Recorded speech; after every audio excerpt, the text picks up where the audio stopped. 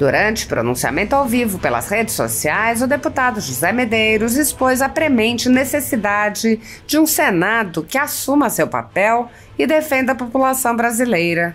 Questionado se tentará um novo mandato de senador, Medeiros confirmou: "Estamos nesse projeto. Eu passei pelo Senado, tive a coragem de fazer o enfrentamento quando o PT estava no governo. Enfrentamos o PT, defendemos o impeachment da Dilma, fui da comissão do impeachment. Precisamos eleger pessoas que tenham coragem de fazer esse enfrentamento."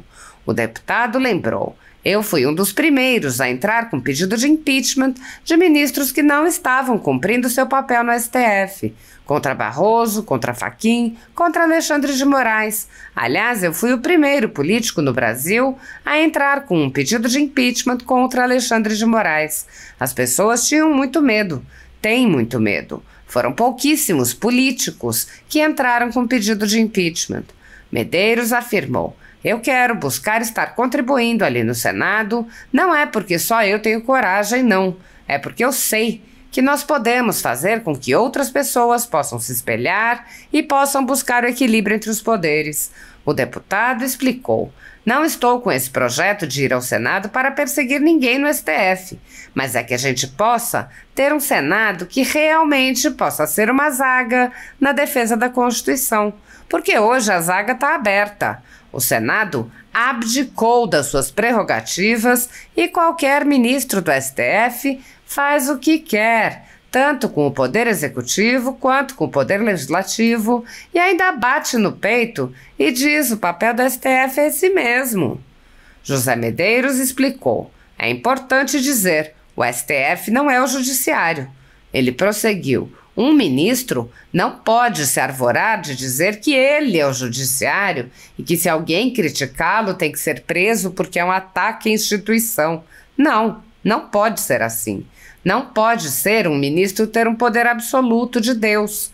O que a gente quer é respeito ao STF, respeito aos ministros, mas também respeito à Constituição." O deputado defendeu que na próxima eleição sejam eleitos senadores que sejam respeitosos, mas que não sejam lenientes na hora de cumprir o seu papel. "Nós temos todo o respeito, mas respeito com responsabilidade. Respeito aos ministros, mas respeito maior ainda à Constituição e às leis brasileiras." Sob a presidência de Rodrigo Pacheco, o Senado sofre uma intensa paralisia. Na legislatura anterior, o próprio plenário se reuniu poucas vezes e as comissões praticamente não funcionaram, impulsionadas pela paralisia da Comissão de Constituição e Justiça, que, sob o comando de Davi Alcolumbre, também mal se reuniu. Por ocasião da eleição da presidência para a nova legislatura, os cidadãos se manifestaram e uma petição contra a recondução de Pacheco teve mais de 500 mil de assinaturas. Assim como a maioria dos pedidos da população, esse pedido foi ignorado pelo Senado. Sob a condução de Pacheco, não houve qualquer reação contra a invasão das atribuições do Legislativo pelo Supremo Tribunal Federal, que passou a legislar ou suspender leis que tinham sido elaboradas e aprovadas por aquele poder. O presidente da Casa, que é também o presidente do Congresso, não agiu para proteger as prerrogativas dos parlamentares, que vêm sendo violadas em inquéritos secretos conduzidos nas cortes superiores. Pacheco também é alvo de críticas porque o Senado vem se omitindo em cumprir seu dever constitucional de promover o controle dos atos de ministros das cortes superiores. De forma monocrática, o presidente do Senado, Rodrigo Pacheco, impede a análise de todo e qualquer pedido de impeachment ou de projetos de lei e PECs que possam vir a efetivamente limitar os superpoderes autoconcedidos a ministros do Supremo Tribunal Federal e do Tribunal Superior Eleitoral.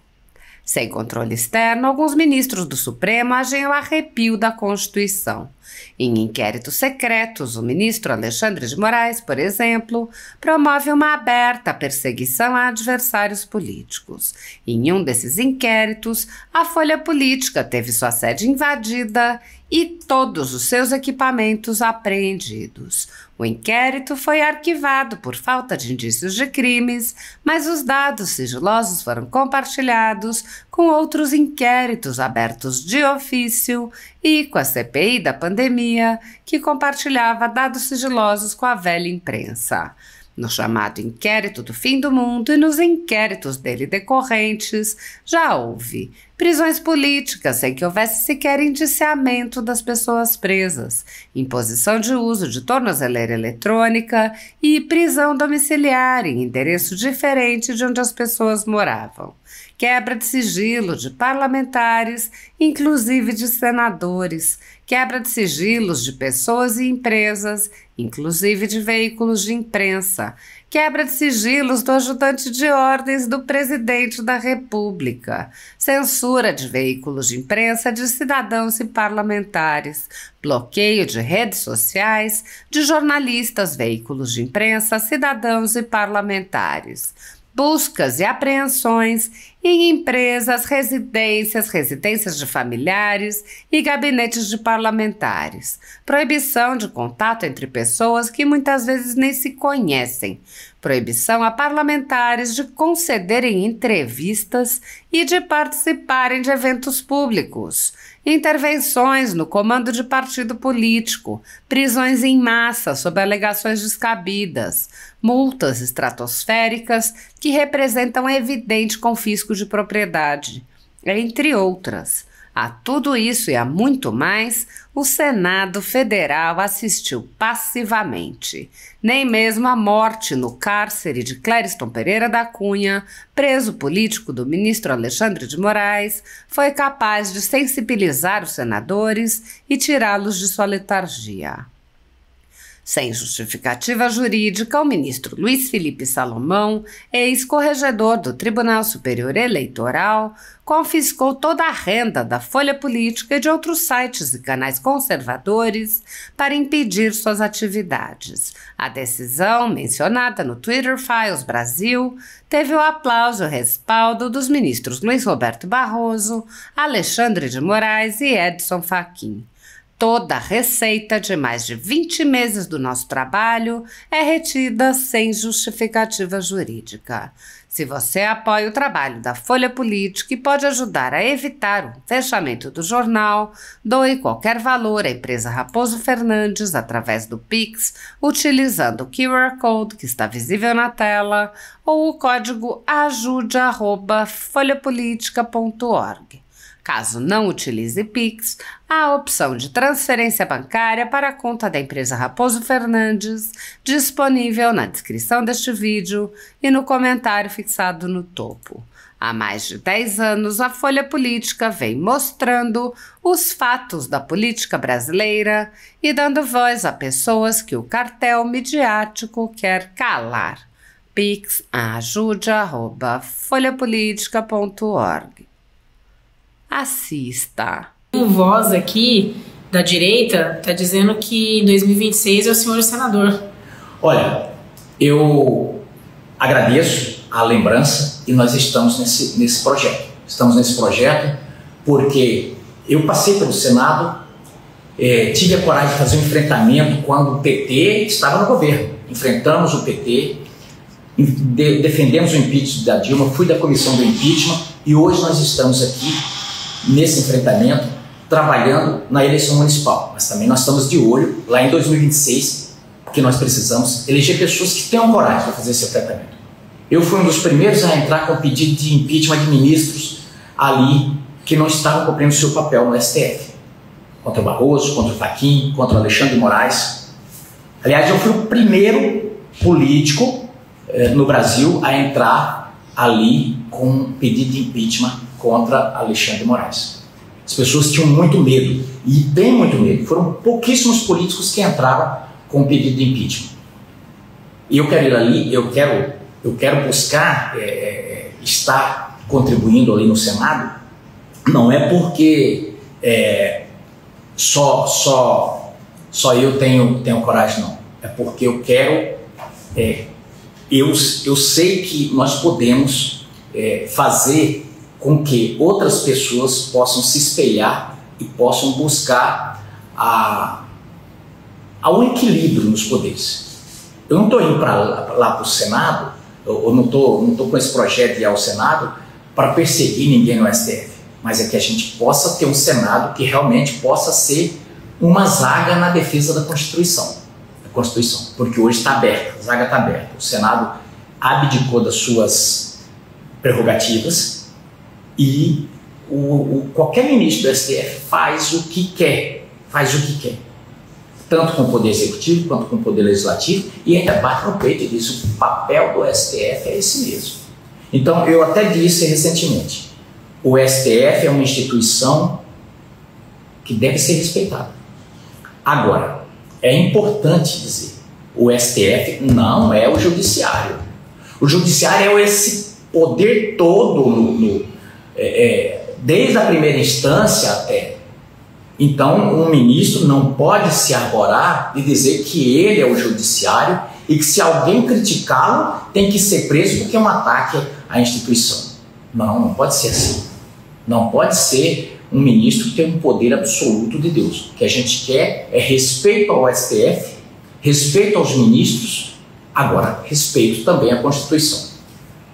E nós vamos trabalhar para que a gente possa colocar o máximo de senadores que pensem dessa forma, que sejam respeitosos, mas que não sejam lenientes na hora de cumprir o seu papel. Nós temos todo respeito, mas respeito com responsabilidade, respeito aos ministros, agora respeito maior ainda à Constituição e às leis brasileiras. Nós temos aí um cenário ainda que pode nos beneficiar, que é a eleição norte-americana.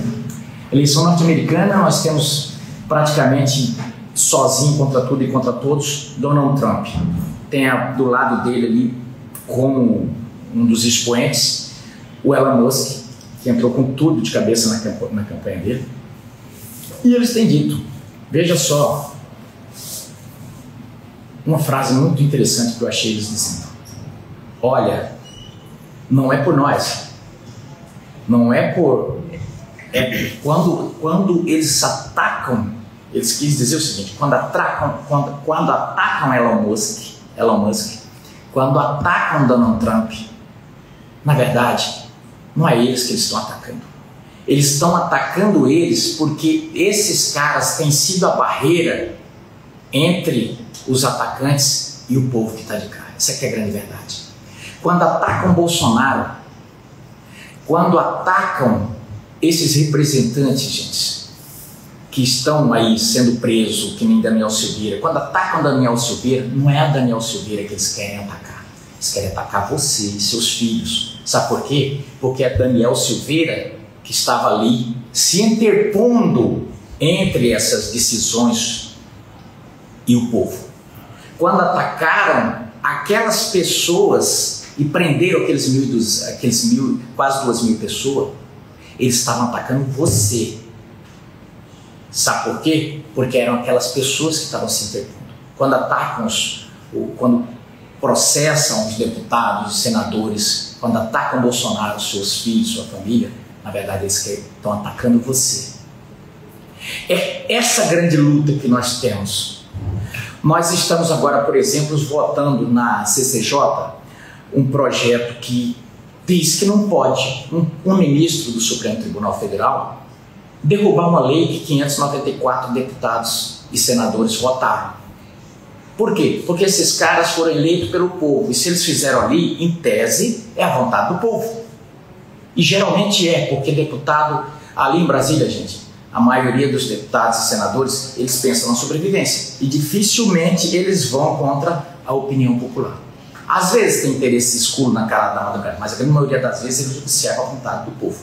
Então o que acontece? Quando um ministro vai lá e derruba uma lei dessa, e vai contra a Constituição, ele está, na verdade, atacando todo o povo. E quando a gente se insurge contra isso, eles nos atacam, mas na verdade eles estão atacando esse seu direito. Porque se atacam um senador da República, um ex-presidente da República, imagine o que não fará com você. Então, essa é a grande luta a ser travada. Essas questões, às vezes, locais, são menores. Não que não sejam importantes, mas são menores. Nós precisamos olhar para o nosso grande objetivo. Qual é o nosso grande objetivo? Eleger senadores para que a gente possa mudar esse cenário. Talvez até pensar numa nova Constituição. Porque boa parte dos ministros do STF agora está assim. Eu faço aqui do jeito que quero, e se for mudar a lei, eu digo que é inconstitucional. Esse é o cenário que nós estamos vivendo.